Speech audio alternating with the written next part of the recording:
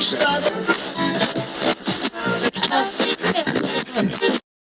as someone who used to attend Pride and no longer does, I'm going to talk about why I think that Toronto pulled, their support financially from Pride. And we're going to talk about the overall optics of Pride right now and see why there is less support than ever. So, welcome back to the Freedom Pines podcast. I'm your host, Jamie B. Don't forget to like, comment, and subscribe. Thank you guys so much for all of your comments. They truly mean a lot, even the ones that disagree with me or, that we can find middle ground on. It truly means so much to me. And let's get into today's video. So as someone who used to go to Pride, I used to go to the London one in Ontario. And, I went one year and it was really fun, chill. And then all of a sudden, Trudeau was in and it was outrageous behavior, handing out condoms. I literally was like, okay, we have to go. The second year I was there with my daughter, I was like, well, this is not family friendly. Like, we have to go. And that's what I did. I just left. And even back then in 2017, people were kind of like, why did you bring your kid here? And I was like, okay, 2 years before this, it wasn't like this. And it was just a little parade of people in the community who were business owners, who were gay and, stuff like that. It was even like churches walking, normal churches just being like, we're sorry, we've focused on the gay community too long. It's time that we love our neighbor, blah, blah, blah. Okay. That's what the early Pride was. And then as soon as Trudeau was in, we're seeing people walking around in chaps. Okay. And that's no surprise to me when our prime minister took a photo with a nude lady. Okay. All right. Who looks very young. But anyways, I can't show it on here. But after Trudeau gets in, all of these protesters all of a sudden come. What? Protesters. Okay. All right. It almost just seemed like it was all of a sudden this extremely chaotic event that was for some reason, after a while geared towards kids, but at first it genuinely wasn't. And it just seemed like this chaotic event. When realistically, maybe at the end of a parade should be local vendors who are in the community. What else would Pride be? If you want to have a party, rent out a bar and have a party. Nobody should be paying for people to be able to have a party on our streets. Okay. That's not how this works in the slightest. Anyways, what started annoying me was the corporations getting involved. Cause I'm like, okay, I love the idea of Pride being people, in the community who work within the community, blah, blah, blah, blah, blah.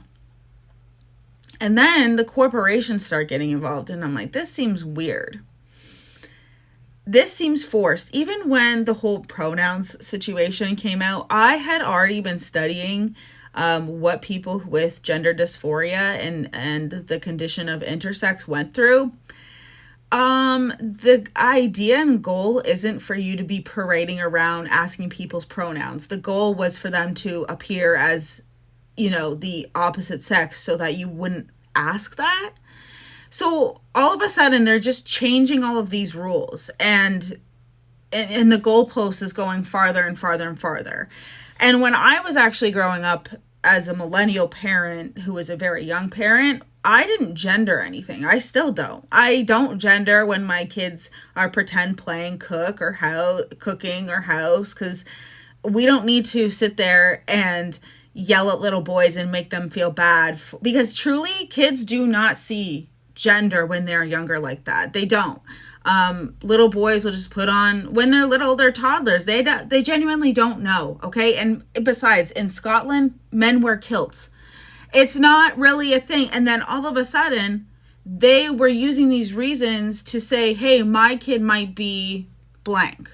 Hey, my kid might be. And I was like, no, I thought we were getting away from this. I thought we were getting away from the stereotypes, from all of these different things. But that wasn't the case in the slightest. We were actually moving towards a time where we were more stereotypical of men and women. And that's been proven with the fact that all of these people can just say they're something and it automatically makes them that thing that they're saying they are. And I honestly didn't believe that things were going on in the schools either until my own daughter, who has grown up around gay people. It has not been anything out of the ordinary for my kids. Come home and ask, do people hate these people in our lives because they're gay? I was like, excuse me? And this is when I started digging, okay? Because I knew she had health, but she wasn't talking about those things yet. So I was very confused. And that's when I found the curriculum. That's when I found out in kindergarten or in grade 4, they start exploring phobias. So that checks out. Yeah, it checks out. Imagine teaching kids about hate to fight hate. Does that make any sense to you guys? Does it literally make any sense to you guys? And you know what happens? These kids who don't have a close relationship, because the last 10 minutes of that video that got cut off the other day was me telling you guys how important it is to have a relationship with your kids, and I cannot believe it got cut off. Oh my gosh. And my daughter didn't come home and talk to me about it because she still had a computer and still looked up things, okay? It was because she talked to me about it and I went and looked up the things that she was looking at her computer up.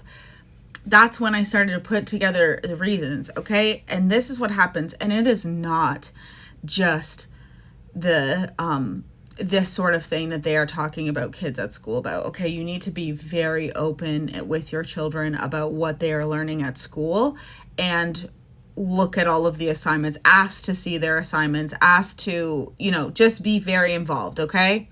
Because I would tell you guys more about this story, but it's ultimately going to be my daughter's story to tell, and I cannot just give away, but I gotta let you guys know that this seriously impacts kids' development. It seriously does, and it confuses the crap out of them. And as somebody who thought that this wasn't happening, it is happening. We just need to let kids be kids. We don't need to shame them if we think that they're gay. Okay, we don't need to shame them. We don't need to lead them to believe that they're anything other than themselves. Boys do not have to, little boys should not be shamed for pretend playing cooking, okay? And little girls shouldn't be shamed or told that they're something they're not because they like things like playing in the dirt or trucks. It just shouldn't happen. We were actually at one of the most, I would think we were at a perfect spot where we no longer shamed kids for doing that, but we also weren't gendering things in that way, you know what I mean?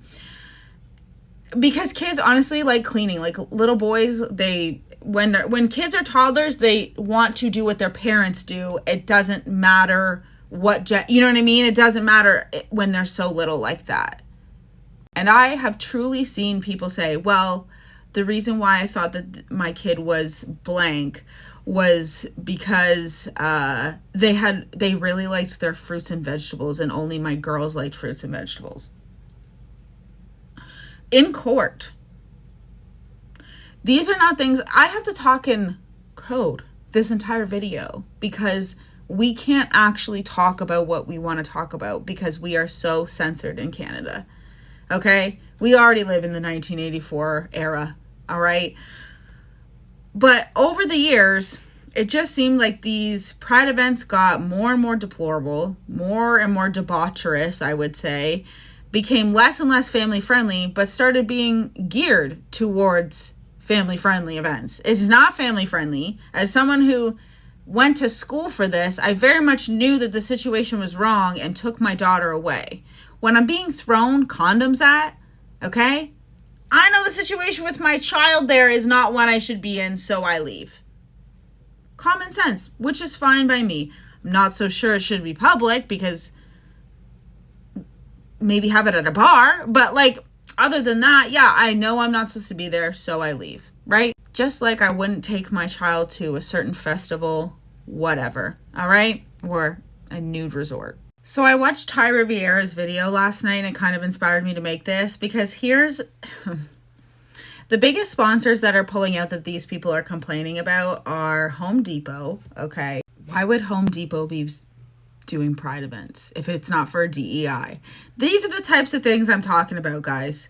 What is the point of having the support of the Home Depot?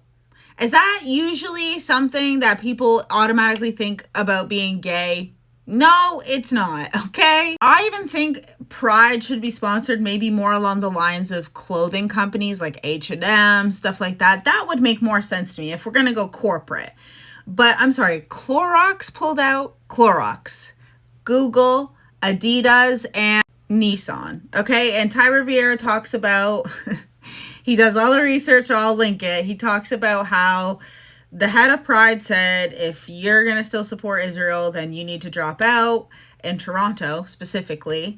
And that's what they did. I think that I don't think this has to do with DEI stuff. I think it has to do with the fact that last year you guys let Pride be shut down by pro-PAL people. And that really, really makes me mad. Why? Because like I said, Northern Ontario has been on fire and you guys continued to party. Literally our country burning to the ground. It wasn't just Northern Ontario, it was Northern Quebec, Northern Manitoba, Northern Alberta, and you guys continued to party. But when pro-Palestine people tell you not to, you don't. That I understand what is going on. Okay, you guys, I do not like war. You guys know that for the most part, I'm very anti-establishment government in general. I haven't made that video as to why I'm not fully, okay? But for the most part, I'm on civilians' sides of everything. But the things that have been done in our streets at the hands of these people is crazy, and it's not making the movement look good. There are, and I will say it time and time again, a very peaceful set of people who protest this every Saturday in Toronto, and they stay on the sidewalk and they're very peaceful. Those are the people who I would like to protest with if I was ever to protest about this situation. Not the people in our streets going specifically targeting certain neighborhoods. I don't even want to talk about it, but the hypocrisy is there and it's very open, okay? I was also upset because I participated in the Million Man March. And what bothers me about that is that there were so many of us that were in the actual LGBT community who were there because we are so concerned as to what the government and the healthcare system is doing to the LGBT community. And they always talk about LGBTQ plus history, and they conveniently left out the entire AIDS epidemic and Fauci's play that he had in that AIDS epidemic. Oh, it's just honestly mind-boggling to me what they have done to the community. Like, we all in Canada, I would say, we've had gay marriage legal here for a long time, okay? And until Trudeau was in, I can promise you, we didn't even think about it. Canada was just kind of gay. You know, we have iconic characters from Canadian shows that are, I would say, more conservative leaning in the sense of conservatives watch it. Trailer Park Boys. Randy and Leahy are gay and they're in a polyamorous relationship at some point. Like, you can't make it up. And then all of a sudden Trudeau comes in and he's like, we're homophobic. We're all of these things. No. Why would I want Stephen Harper? I could see maybe why Trudeau would be there because, you know, allegedly I've heard some things about him and Macron, but like, why would Stephen Harper be there? See, it makes sense to me that during LGBT season that Melissa Lantsman, who is gay, goes to an event. Like, that makes more sense to me than everybody, you know. And don't tell me PPC, Maxime Bernier, has been to Pride. You can look it up. He's been to Pride with his, I believe he's wearing a mask.